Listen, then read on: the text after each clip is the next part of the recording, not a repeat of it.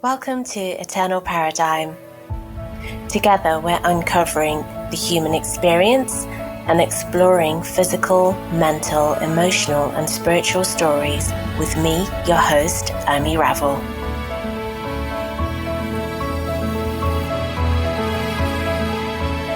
Welcome to Eternal Paradigm. I hope you're enjoying your journey to find you. I have to say that in many cases, actually for most of us, I don't think the journey to find you is ever plain sailing. It's not supposed to be easy. And I have obviously my own kind of story to tell, but I've also spoken to and know so many people who can honestly say that that kind of unearthing of who you really are and where you really find yourself to be is never easy. And that's okay. It's not supposed to be easy. But also as humans, we do kind of like to complicate things, like really complicate things. I'm really, really, really excited to bring you my guest on this episode. Now, I have potentially spoken to you, maybe some of you in person, possibly mentioned a few things on previous podcasts if you've been listening. And I have an issue with conditioning. And this realization happened to me. Gosh, actually, it's been happening for a long time. But I think it's been quite an important realization to me because when in my previous podcast, when I talk about my mental health journey and I talk about all this stuff that's crammed into my head, I realize that's what I'm talking about. And for many of us, that's exactly what it is. It's this stuff that's in our head and it's conditioning, it's programming. It's not your voice anymore. It's somebody else's in your head. So that's why I'm really, really excited to bring you my guest in this episode. And let me tell you, I absolutely have just superbly enjoyed speaking to Maria Adriana Contreras. She is a spiritual consultant. And after having this conversation with her, I can pretty much tell you that Maria is one of my go-to people. And, you know, that's what I love about this podcast is the fact that I've been able to make these connections. And so just to give you a quick heads up, her story is fascinating. Where she's been to, what she's done. She has joined a spiritual cult. Her own personal story is incredible in terms of the fact that her family had to leave Chile during a really, really difficult time. And her father was killed, unfortunately. And it's incredibly tragic. And so when we're talking, she does bring up her story. But what's really, really interesting is the uncovering of her true self in that process also comes up. So one of the things that Maria is a believer of is that she, like me, believes that we've all been lied to and the real self is sitting underneath waiting. She also does go on to say that she believes that absolutely everything, the lies are incredibly entrenched into the program culture and conditioning that we all have. And this goes across various different levels, although she doesn't actually talk about it in this episode because it's a very general kind of look at things. But when we have spoken, we have talked about things. And, you know, and what she says is that the lies have been fed to us through religious, social, societal, gender, ancestral conditioning, education, programming. All of that's been told to us. And all of that's also told us to be everything in some ways that we are not. That's not to say that there are some basic values that are kind of significant in all of that teaching and relevant to us. But I thought that was quite fascinating. I'm just going to leave that with you, really, because I'm quite intrigued for you to hear our conversation. If I sound a bit moany, I'm sorry. But I think, you know, the best thing is being able to bring you people who probably potentially wouldn't cross your path all the time. So what's also fascinating about Maria is she speaks Hindi, some Hindi. And after we had our podcast conversation, we kind of, you know, dabbled in a bit. She also makes dolls. She's an incredibly playful character. Even though the playfulness doesn't come across in this podcast, because we are talking about quite a serious topic, I think. Well, serious in the sense as, I guess, as serious as it gets. And she's just absolutely just an amazing energy to be around. And so, with that in mind, I'd like to introduce my guest. Enjoy the episode, and remember, keep your feedback coming. If anything comes up for you, any reflections, any comments, any feedback, just get in touch. Hello, everybody. My name is Maria Adriana Contreras, and I am a being of light. I'm here to remind everybody that we are all light, is my introduction. So that's me, and that's you. How's that? I love it. Oh, good. No, that's good. I think everyone needs a reminder that they are a beam of light. I don't think we get told that enough. Yeah, absolutely. You are absolutely right. I am that. Good. So in this world, you're among many other things, which we'll come to, you're a spiritual consultant. I know. Okay, that's like my dream job. Tell me what you do, please. I really think you should do it, actually. I just think don't delay, do it now. So it's really beautiful and it's really simple. I had to figure out all my life, what my whole life was about and how to make it better and not awful. And so all the good things that I've learned about the journey of life or the journey of the soul as it travels through life is like the roadmap of the soul's journey. So what I do is I help people to connect with what their path is. And in so doing, I'm never coaching somebody. I'm never ever telling somebody what to do, because the soul, which is the infinite part of who we are, who you are, who I am, the soul does know. The soul knows. The soul is the knowing part. And so it's just a case of remembering or inspiring a remembrance or inspiring a connection such that the soul realizes, actually, I'm exactly where I'm meant to be and it's all okay. Because the tendency with coaching and with counseling and other forms of facilitation is that I want to be somewhere else. I want to set lots of spangly goals so that I can get somewhere better in a set period of time. But what I do is the opposite to that, because I don't really believe in goal setting. I just remind myself and the other person that where we are is so amazing. It's so pristine. It's so sacred. It's so divine that we need to just stop and just look around and receive who we really are and where we are. And the thing is, the soul's journey and all the why am I here? I don't know what I'm doing. All that stuff. We've just got to laugh about it and have lots of humour about it. That's why I'm very, very silly, childish and playful, because the nature of the soul also is the child, is the inner child, and is innocence and is sweetness. So all of these things are part of it, because the world teaches to be grown up and serious, and that lovely sweetness is lost somehow. So it's all about being playful, silly, and then we can be really deep as well. We can be whatever we need to be. I love it. So I have this saying. I mean, it may be, I don't know, at some point in my life, the title of, I don't know, a book. Maybe a book, yes. Possibly, which we're going to come to, your book soon. Yes. So I have this title in my head and I keep throwing it around, and it's like broken children lead to damaged adults or something along these lines. And I feel like when you're talking about children, I feel like the conditioning that we have is really designed to break the child and disconnect it from the soul. But that's just me putting my take on things out there. Absolutely right. You're absolutely right. So, and it's back to me. No, your point was amazing. It's the premise of everything that I believe in and hold dear, that everything that we have been taught to believe and educated and conditioned and programmed and told is, I just classify it as conditioning, is almost not conducive to all these lovely things that I just described: the innocence, the sweetness, the freedom, the lightness, the creativity, the joy.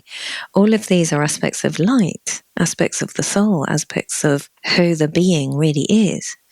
And so everything that's, not everything, but most of the things that have been taught or offered go against that. And it's really simple thing just to feel into that. If you receive a teaching, or if you get told something, or if you're on a program or whatever you're learning, How does it make you feel physically in your body? If it makes you feel heavy and not good, then it's not of spirit, it's not of soul, it's not of the light. But if it makes you feel good, if it makes you feel relaxed, if it makes you feel comfortable or happy, or even, let's just go there, really joyous or celebratory, then it's good. It's of goodness. I'll give you an example. I was babysitting this weekend, and the two children are at school age, and I had to make sure that they ate, washed, and did their homework. That there were the things that I had to make sure happened this weekend, which I achieved. But just out of interest, I said, so what are you studying? What's your homework about? And they said, oh, we have to learn about history, Adolf Hitler, the war, and the world's biggest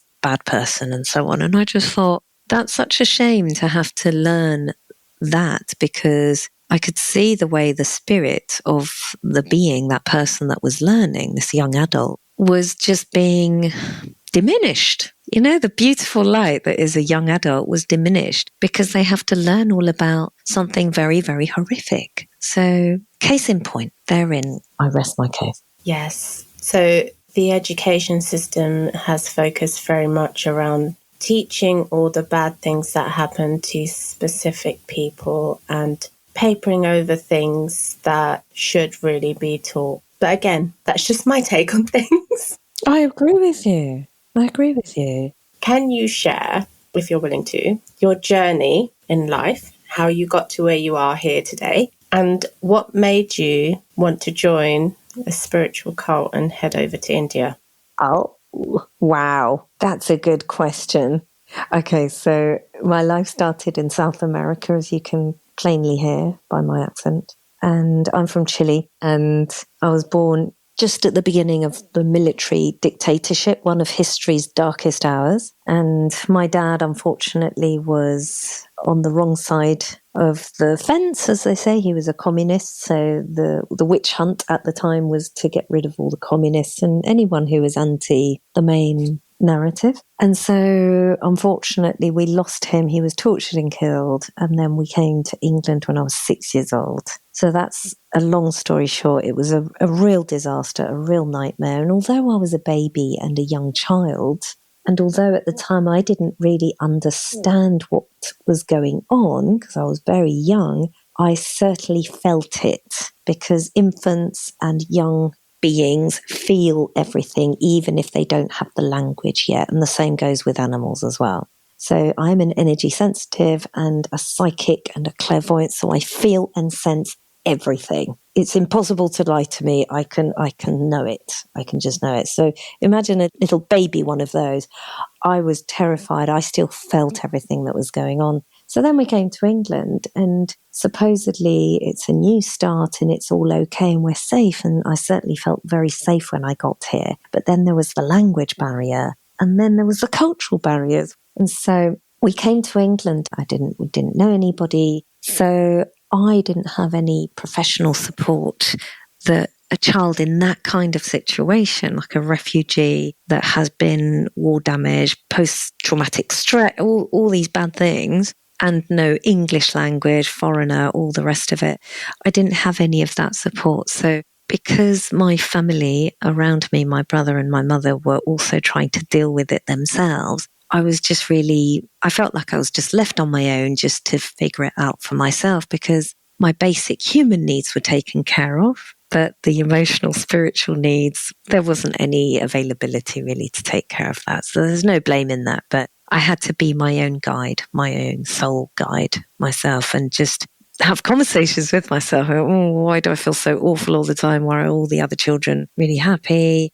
I hate God. Why did God kill my dad? Why are we here? Why anything? So I questioned absolutely everything at the very beginning of my life. Now, most people, when they get to my age, I'm 47, start to question and start to have a bit of a midlife inquiry. I wouldn't call it a crisis, but it's when people start to wear leather trousers and get motorbikes, stuff like that.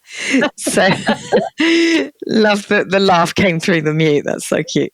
And so it was horrible. I mean, I'm not going to lie to you. It was pretty shit. I was depressed a lot of my life. But so when I was about 18, 19, my mum used to say to me, you wouldn't be half so depressed if you came and learned to meditate. I've started to meditate. It's amazing. It's really good. You need to stop being a depressed teen and come and meditate. So I went along, and with all the love in the world, a parent only wants their child to be happy and not depressed. So I totally get that. So I went along, and it's 80-20. There's lots of really lovely things, lots of love and light and lots of peace. But then there's some darkness as well. So like I said earlier, anything that isn't kind, isn't loving, isn't appreciative, isn't good, basically, is not of the light, is of something else. As I would call it, darkness is negative conditioning, negative programming. So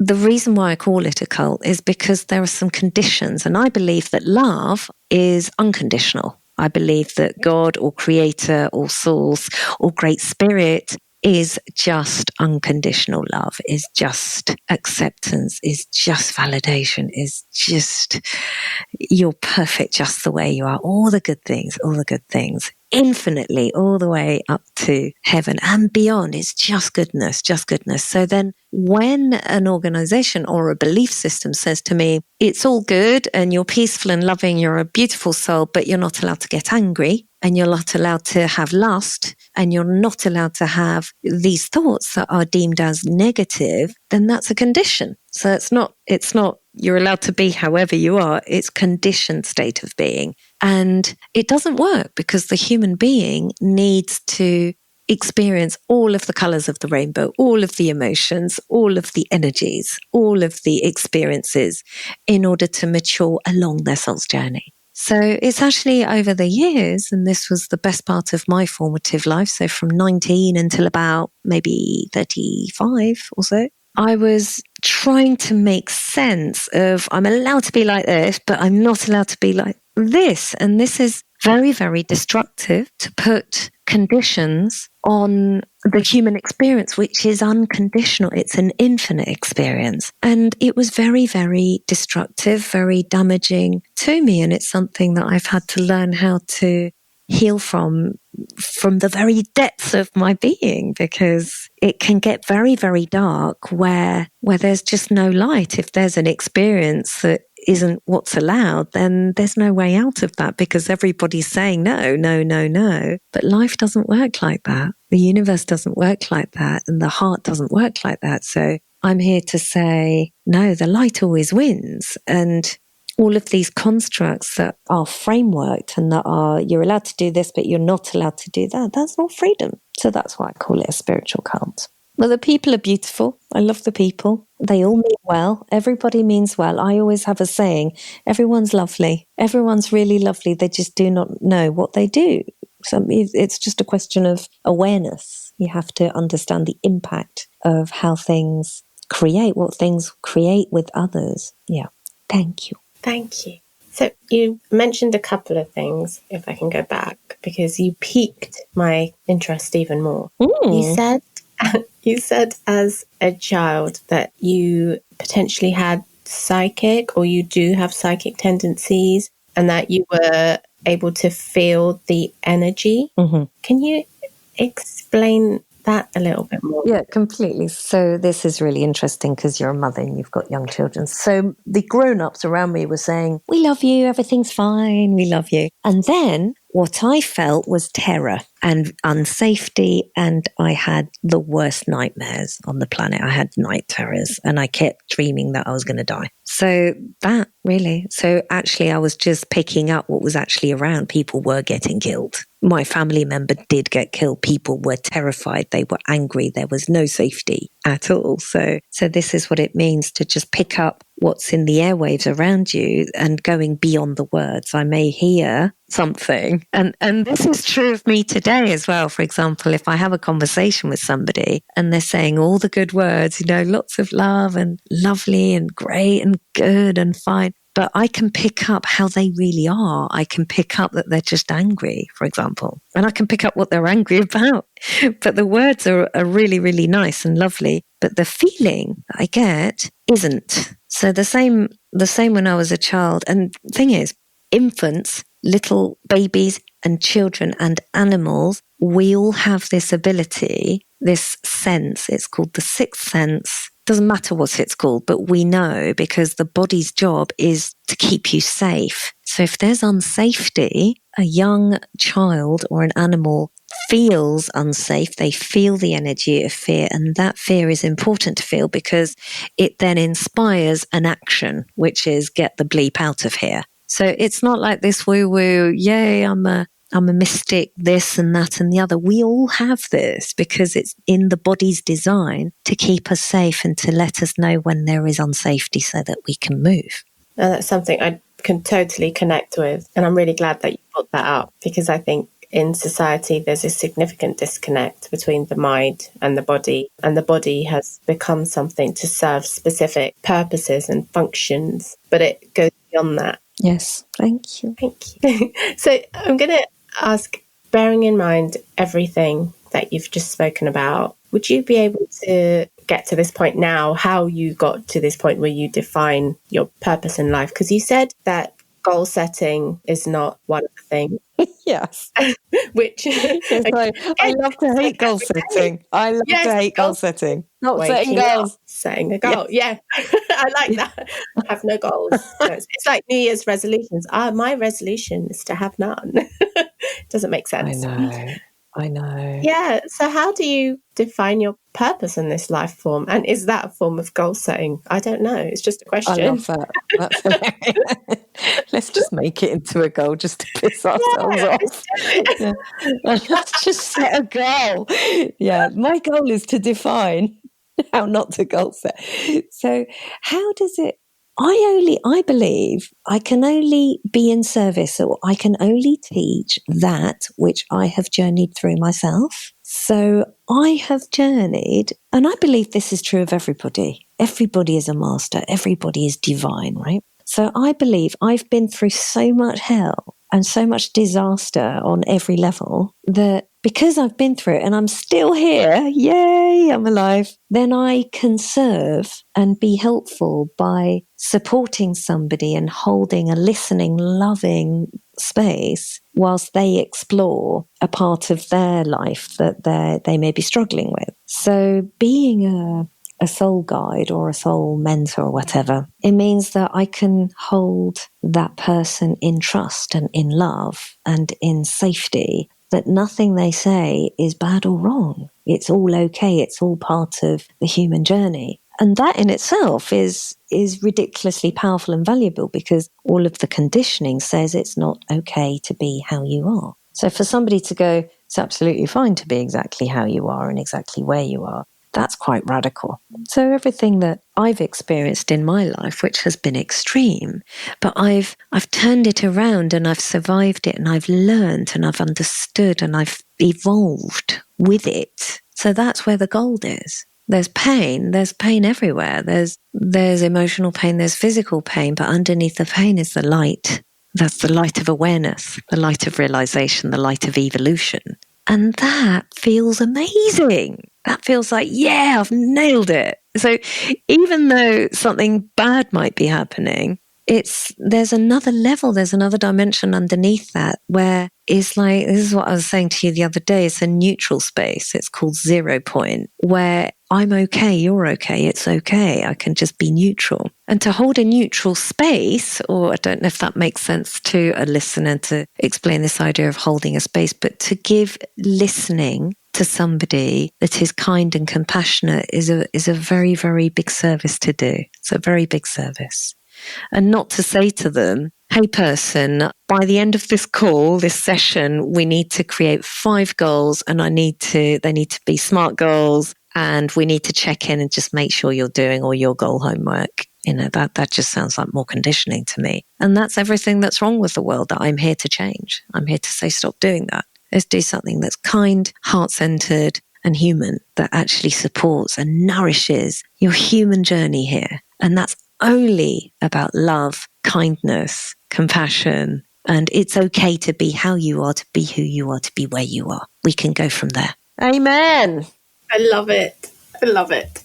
And I'm so glad you brought up the neutral space. Yeah, I think you mentioned it the other day or something. I'm sure you did. Yeah. We spoke the other day and we were talking, you were saying that, some people are genuinely not ready Yeah. Yeah, Yeah. totally. Ready what? Ready for Ready for understanding that there is this neutral space and that it doesn't really come from the mind. Oh, yes. I think that's the other thing. Well remembered. That's a really good point. How do you, in your opinion, like, I mean, I've realized just from doing this podcast and from previous experience that I can't really have a conversation with someone that could potentially be talking about that neutral space or anything like that without people thinking that I'm a bit kooky. And I don't mind being kooky. Yeah, I love that you don't mind. I like it. No, I love that you celebrate. Yeah.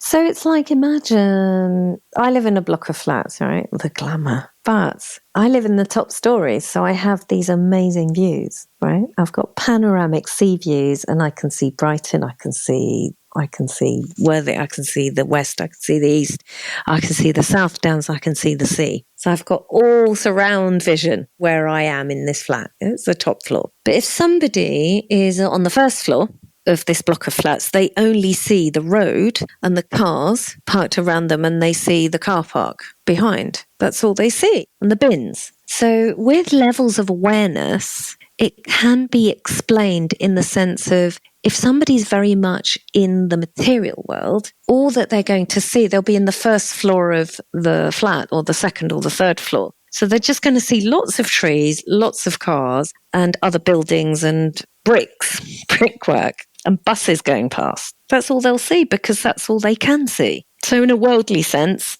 and it has been described as the third dimension, but let's not get lost in labels because there aren't any labels. It's just a way of understanding it. So let's not get caught up in I'm in a higher level than you. But just imagine if you're physically in the third or the second floor of a building, you won't see the panoramic views that I can see up here. So you will only see, got to get up, got to make money, got to go to work, got to achieve, got to keep setting goals, got to lose weight, got to just improve the house, got to do all these things, got to keep going.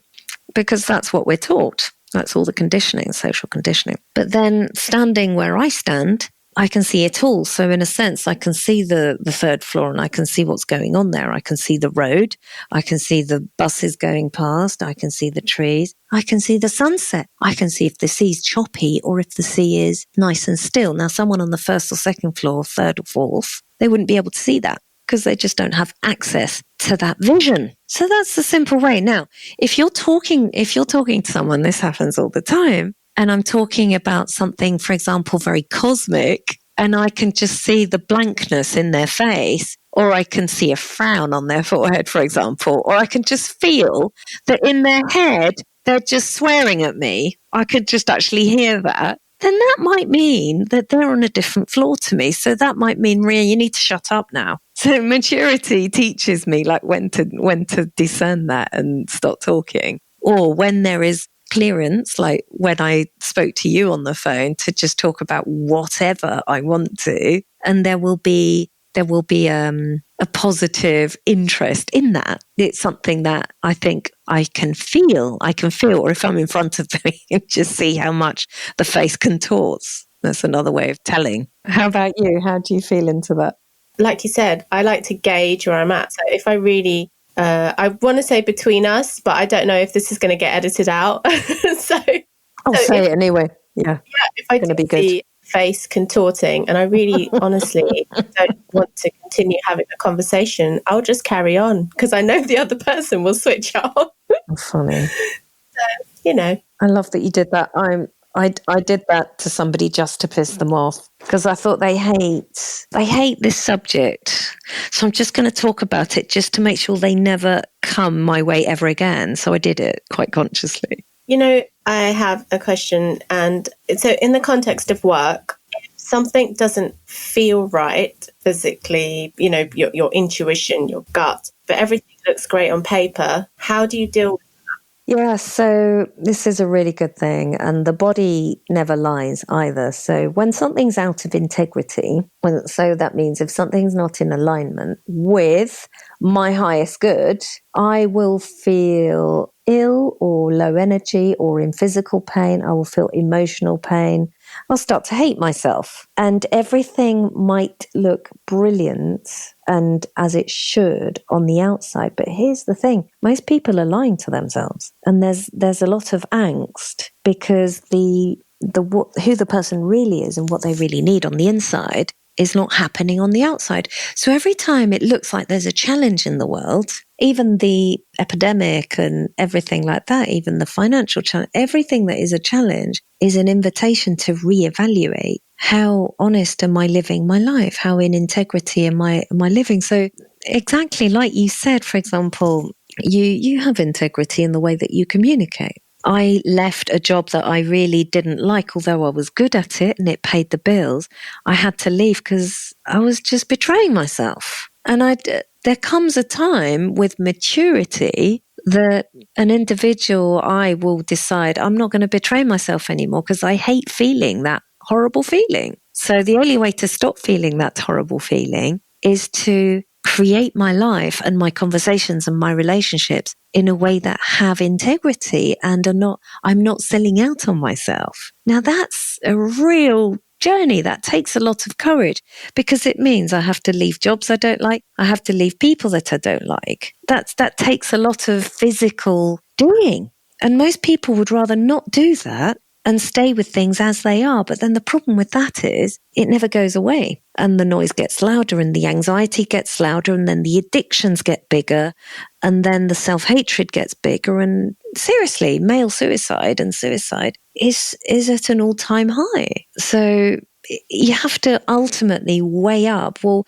what's more important, what the world wants of me or what I need and who I am as a human being in this world? What's more important? Because that's called awakening, to awaken out of all the conditioning and all the things that I have been told to believe that I am, to be willing to go, well, maybe none of that's true, or maybe some of that's true, maybe some of that isn't. But can I just go in and just reevaluate? Can I decide for myself, please? Because I've just been told what to do, what to be, what to believe, what to eat, what size I should be, what job I should do, where I should live, how many children to have, when, what car to drive, etc., etc., etc. But to take the reins of my own life and to stop betraying myself by carrying on doing all the things I've been told to do and do what is in my heart to do, what is my soul's journey, what is my purpose in this world, because we all come with a purpose, with a gift or many gifts, and to express those gifts, to express that intelligence, that power, however it comes out. Now that is joyful. Now that's what I'm talking about because it's a really exciting, very, very different experience here. I love that. Thank you. Thanks. So we've talked a lot about social conditioning, or you have. Yes. And now I would love to hear your take on this because social conditioning it covers everything. Yeah, absolutely. I'd like to know what your take is on social conditioning in creating morals, values, and ethics as frameworks for us to all live by and be guided by. Where do morals, values, and ethics fit in when it comes to social conditioning? So social conditioning is the foundation, the framework is to create workers, to create a workforce. So you could argue this was all set up during industrialism when everybody stopped ploughing the fields and went into the factories and so on and started working. But actually it's a lot older than that. So people are generally seen as assets that produce X amount of either physical produce or service per hour or per day. So it's like an asset, a business asset. And so conditioning and moral conditioning is focused around creating as much production as possible, which, surprise, surprise, sounds like HR department, human resources. Because even the term human resource, so a human being is a resource of productivity. That actually hurts my heart just saying that. But it's sad. It's sad. But because we've all been conditioned to become workers, that's why education exists. Education in the form that we know it now is based on this, on creating high value assets, so high producing humans, so that you get your grades and you study and you do your homework, then you get a job and then you serve society and you serve the intentions of the people that are creating the society, as opposed to take that. And morals come into that because religion and spirituality or belief systems are a way of herding the people en masse along the route that they want to be herded down. So be good, do all this, do this work, do what we say, don't question the status quo. So morals are like good sheepdogs. This way, woof, woof, woof, don't stray, go back in the pen, go along, keep moving, don't question, don't ask questions. As opposed to take the artist way, for example. So another beautiful definition of the soul is the artist, the inner artist.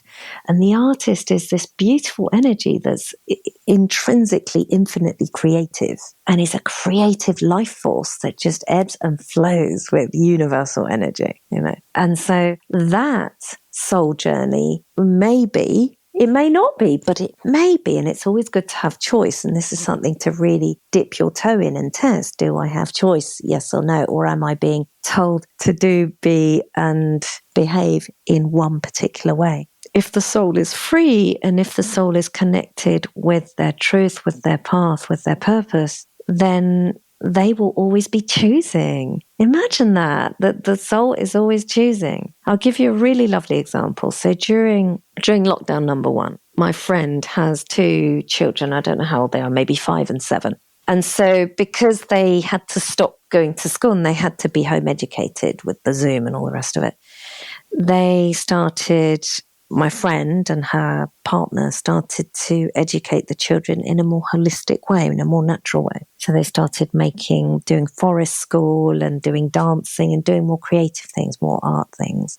And then ultimately it came time to go back to school. And the children said, we don't want to go back to school because at school we get told off and we get told not to do things. And you never tell us not to do things. You just encourage us to explore and find the things that we like doing. So one child said, Mummy, I just love dancing and I just want to dance. And can I do that in my life? And she said, of course you can, darling. And the other child said, Mummy, I just love gardening and I love the trees and I love the earth and I love the plants. Can I just do that? She said, of course you can. Of course you can. So that's the soul being given the opportunity to choose rather than, no, you're going to be a lawyer and you're going to be an accountant because that's the family's trade.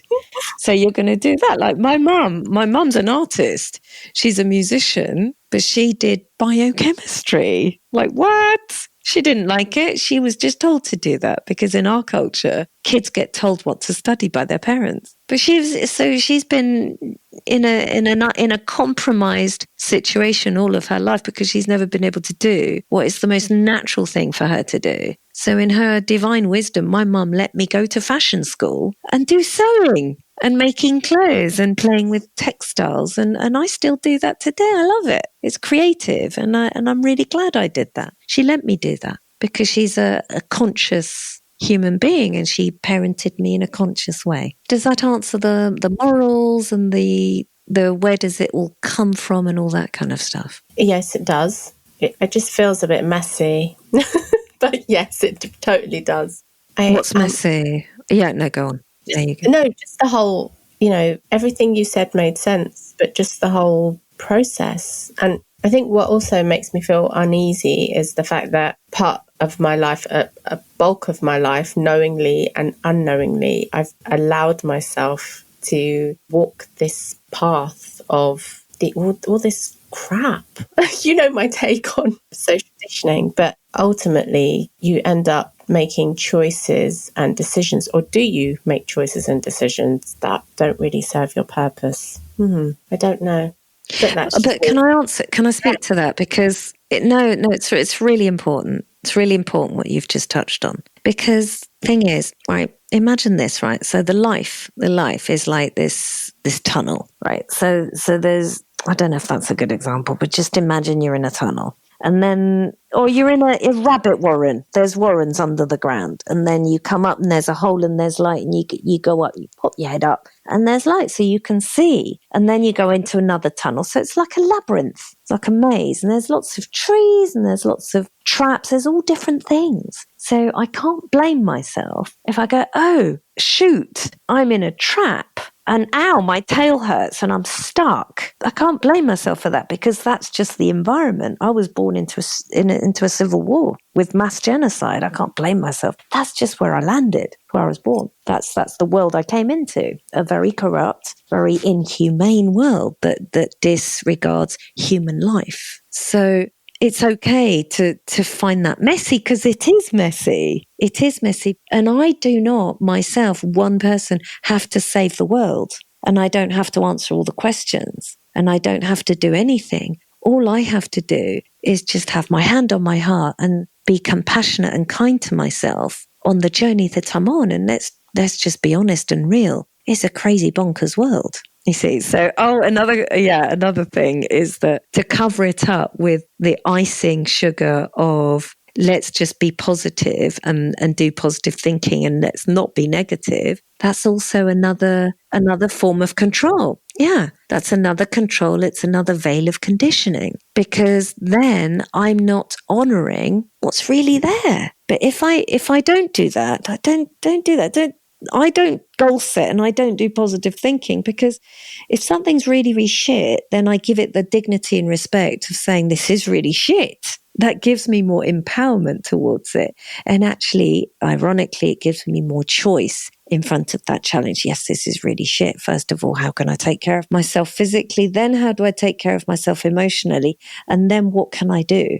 What choices am I going to take? But if I didn't do any of that, and if I said instead, now come on, let's be positive and grateful, right? This is really shit, but I'm not going to address how shit it is. I'm just going to be positive and grateful and count my blessings. Well, that's just adding more shit because it's not facing what's there. It's not giving it respect. It's like turning away from it and going, can't see you, can't hear you, la, la, la, la, la, la. Then I'm betraying myself. Betraying myself. But, yeah. So just to ask a quick point on that, sorry to cut you off. Loving it, feeling it, go on what? So is gratitude a part of that positivity thing? So that's another thing. I love to hate that. No, that's okay. I grew up in the 80s and 90s, right? So the Ethiopian famine. Right, eat your dinner, child, because all the children in Africa are starving. You can't leave your food, okay?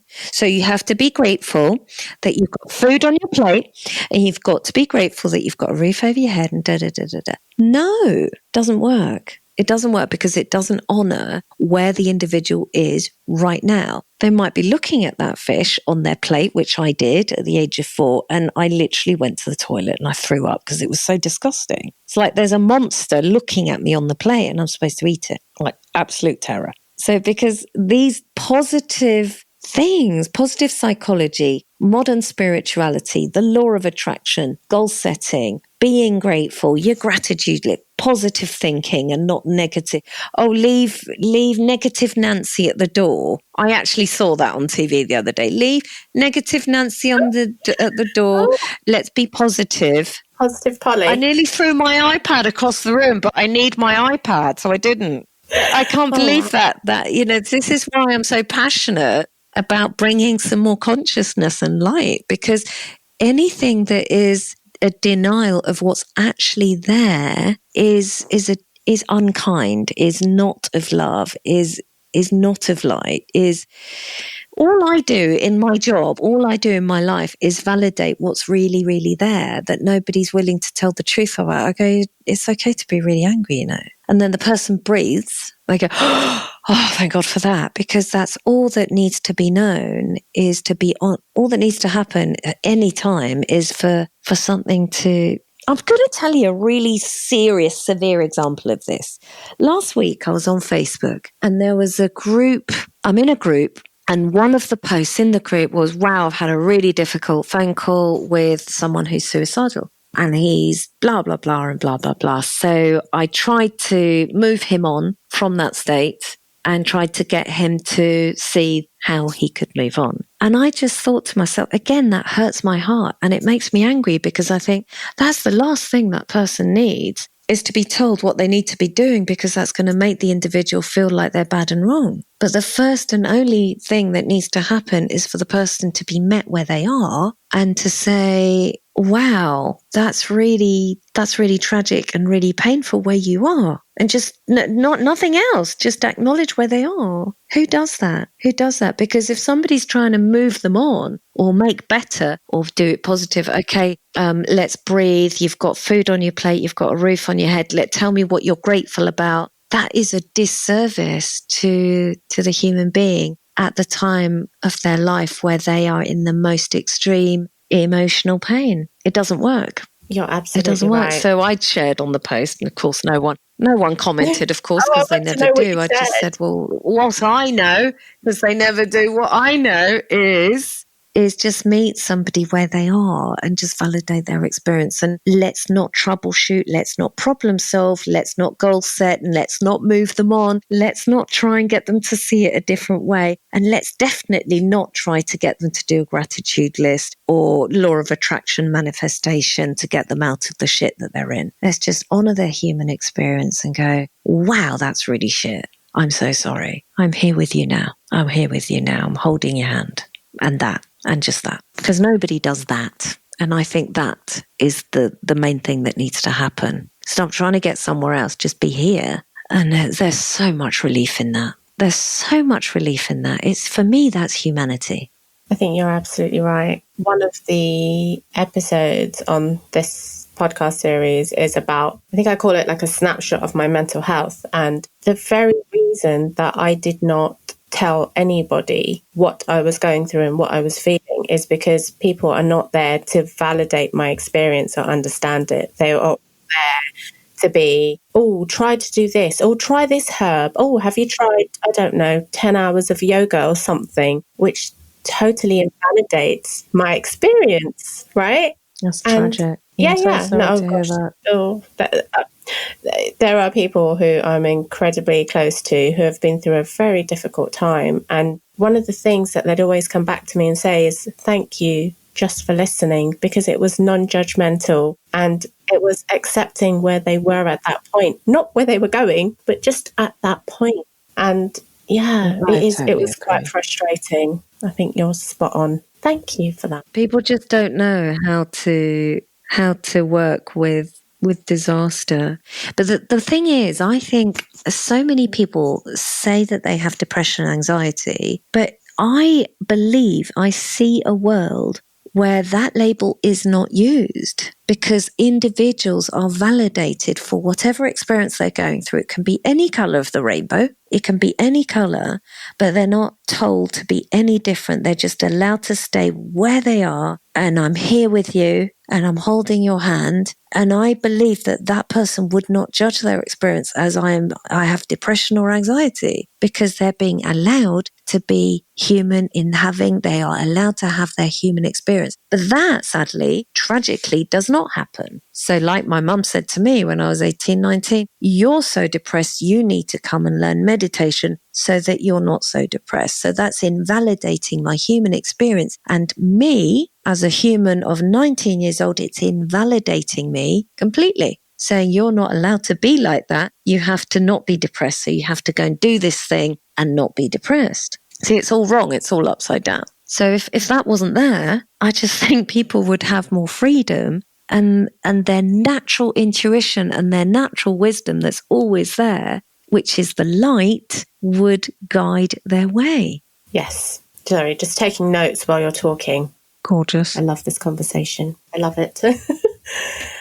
We're moving on now, because you've also talked about creativity and creative energy. Tell me more about dolls and music and just the sewing, the whole creative energy that you have that's there. Tell me all about it. Yeah. So I think that we are all intrinsically creative beings. Like creativity is, in Hindu tradition or Indian tradition, it's called prana, like breath.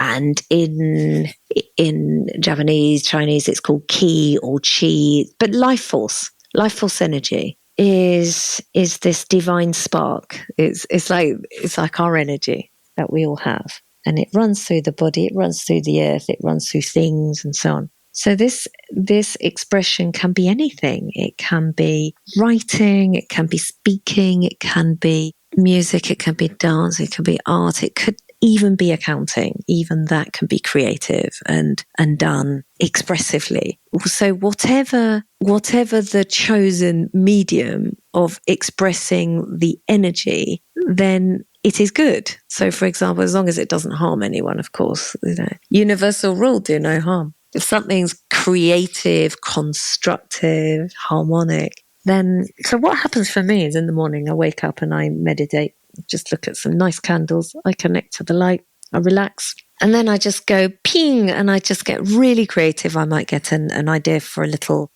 piece of writing. I'll jump up on my sewing machine and make something. I've just made my friend's dog a high-vis coat because I took the dog for a walk, and I just thought, wow, little Pooch just looks like a shadow and she needs to be seen. So I've just upcycled an old cushion cover and an old high-vis vest. I've made the dog a high-vis coat. So there's just so many avenues of expression, and I particularly really enjoy sewing and textiles. So 6 years ago, I just started making dolls because at the time I was very, very, very depressed and in a very dark place without the tools that I have today. But I found that when I was sewing and making things, I was making little animals and dolls. I just felt really, really good. I just felt home. I just felt like free of all the horrible feelings. So I really, really urge you to find whatever activity, or it can be a non-activity, it can be looking at a candle, but whatever it is, find what just makes you feel home, what just makes you feel good, because there will be something or many things. And I think that's one of the joys of life. Tell me more about your book. Will you share? Yes. Do. Yes, so I'm writing a book. Working title, it might change, but the working title is The Light Always Wins. So it's all about this conversation about there's lots of conditioning, cultural, social, gender, religious, ancestral, conditioning everywhere you look, that has had all of us believe that we are who we're not. So I just think it's a really, really important message to just peel back all these layers of conditioning, or cut through. Imagine you've got like this layer cake, because I love the bake-off. You know those rainbow layer cakes with loads of icing? So you've got the layer cake and there's just so many layers. Oh, you cut. There's still more layers until you get to the bottom bit, which is just like white icing. So imagine the bottom bit's the light or the ganache. So many layers, but just I really feel it's my job to just say, this is the layer called blah, and it says this and blah, blah, and you have a choice. You can believe that and do that and check in with your body. Does that feel good or does that feel painful to you? Or you can not do that and you can find your way. And there's the next layer, and that layer says you have to earn this much money and you have to live in that place and you have to drive that car. And there's that layer. You can choose. Does that feel good to you? Do you like this? Or do you feel that you have an intrinsic inner guidance that would inspire you to do something else that's more yours? So just removing all of these layers is what I call the light always wins, because I think emotional pain, and I've been through a lot of depression and anxiety, for me, I can boil it down to it's when I've betrayed myself, is when I've suffered the most. And I'm talking about emotional suffering and even physical suffering. So if I am taught, or if I'm shown the way to never betray myself and to always be true to myself, that's what I mean by the light always wins. Where can people find out more about Maria in every shape or form? So it gets your Maria magic from. So presently I'm hanging out in a lovely project called Celebrating You. And so the website is called celebratingyou.co.uk, and all my contact details are on there. I offer PR services to fellow light workers like me, like you. I do authentic marketing and promotion, but also I do this beautiful soul mentoring, which I call Celebrating You Session, which is just all about validating you and supporting you on your soul's journey in an unconditionally loving way, which I think is rare. So that's for now. And then all the information, the book and the da-di blah, all of the things will be on there, and all the social media links are there as well. But actually what's not there is Maria's Doll School. and the music stuff's not there either. So it's okay. So all the dolly stuff, I've been teaching dollies on YouTube, wacky channel, for the past 6 years. So mariasdollschool.co.uk is the doll side of things. And mariamonroe.co.uk is my music stuff as well. So I also do music and beautiful heart song and beautiful soothing lullabies. So lots of different creative outlets. And what about your stories? Your cat story, the one that you sent to me. Oh, the cat story. Yeah. Okay. So I'm obsessed with cats, and I think I'm actually half cat, half person. And I do cat songs and cat stories, and I talk to cats. So I think the cat project needs its own handle, really. I think that's what I'm picking up. I think so. Yes. Yeah, I think so. I have written lots of cat stories that I need to record because, yes, the audio little books are very nice. So they're childish cat stories, but cats know more than we do, really. And I just think people need to know about that. I love the fact that we accept that cats can have 9 lives, but the fact that we're infinite beings is a little bit far-fetched. Interesting. Yes. Oh. Well, we've got more lives than 9. Yes, we have indeed. Thank you so much. That's such a lovely conversation. Before you go, one last thing. Thank you. Yes. Do you have a question that you'd like to leave out there with the listeners? Oh, that's the most gorgeous question. A question asking a question. Wow. Yes, all about questions. You're brilliant. Your wonder never ends. I love it. Yes, okay. Okay, so the question I have to you, beloved listener, thank you for listening. Thank you for being here. I invite you to play with this question. What would you do? What would you think? What would you feel? What would you be if you always honoured yourself? That's the question. I hope you enjoyed that. Thank you for joining me for this episode of Eternal Paradigm. Join me next time.